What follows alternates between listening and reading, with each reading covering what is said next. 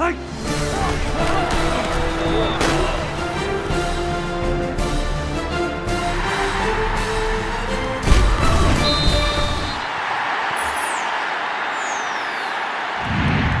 Jenni Carlson here with Gina Mizell. We're at the Cotton Bowl where today Oklahoma State defeated Purdue 58-14 in the Heart of Dallas Bowl. And Gina, this was the mismatch that we thought it was going to be, but yet how did Oklahoma State, how were they able to win by such a big margin in this season finale for them? Absolutely. I think one of the biggest questions everybody had coming into this game was just how motivated the Cowboys would be, obviously slipping down the Big 12 pecking order, and they said all the right things coming into the game, that they were happy to be here, that they were excited to be here, and they just really jumped on them early. Obviously, Josh Stewart got the big punt return to kind of spark things and got the Cowboys a short field, and then really it just poured on from there. Clint Shelf with his touchdown passes. We saw J.W. Walsh come in the game. We saw Wes Lunt come in the game, and the defense was really opportunistic as well. So kind of that type of formula just was completely enough for this Cowboy team to blow out Purdue.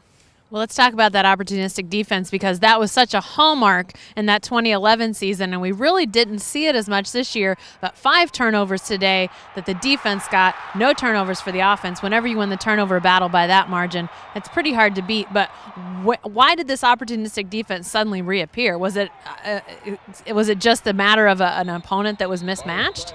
Maybe they just took 2012 off. That's what we were joking about off camera. It's now 2013, so maybe we've seen the return of the Oklahoma State defense. So, yeah, it was a really aggressive bunch. They were able to get some pressure on Robert Marve, the Purdue quarterback. Tyler Johnson had a great game. He forced 2 fumbles and had 2 sacks. And Shamil Gary came up with an interception. It just seemed like a kind of a complete effort as far as just the defensive line did its job. So then when the second level of the defense was able to make some plays as well. So it looked like an aggressive bunch. Again, Purdue, not a fast-paced offense. Daquan Lowe even admitted that it was a slower type of an offense, and I think that just allowed for this Oklahoma State team to make a couple big plays on defense. The thing that really got Oklahoma State going was a punt return by Josh Stewart. Let's talk about special teams for a second because so much of special teams this year has been all about Quinn Sharp.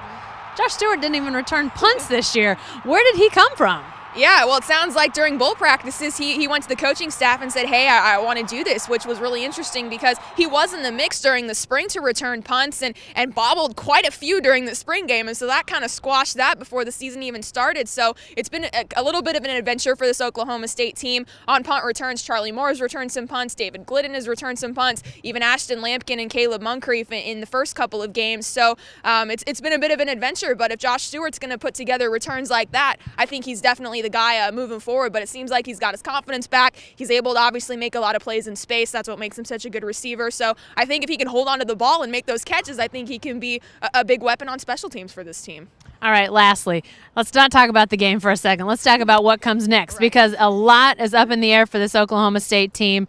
Offensive coordinator, quarterback situation. What's to make of these next few weeks and months for this Oklahoma State program? Yeah, certainly. There's plenty of intrigue surrounding this Oklahoma State team, and frankly, not a lot of it had to do with this football game, even leading up to it. So you're right. This team has to hire an offensive coordinator. Mike Gundy said today that they don't have a timetable on replacing Todd Monken, but obviously that's something they want to get taken care of within the next couple of weeks. But he did stress that they're going to keep running this spread offense. So whoever comes in either is going to have that background or is going to learn it, just like Todd Monken did. But going into the spring, obviously there will be a competition, so to speak, at quarterback, but Mike Gundy said that Clint Shelf will take the first snap of spring football. So he said today, that he obviously doesn't want to lose that job. He wants to take the first snap and then be the starter going into 2013. But certainly you look at all these things and it's a very interesting offseason for Oklahoma State. What's Bill Young's future? What's Joseph Randall's future? Is he going to move on to the NFL? So plenty of questions for this team moving forward, and it should be interesting to see how the next few months go.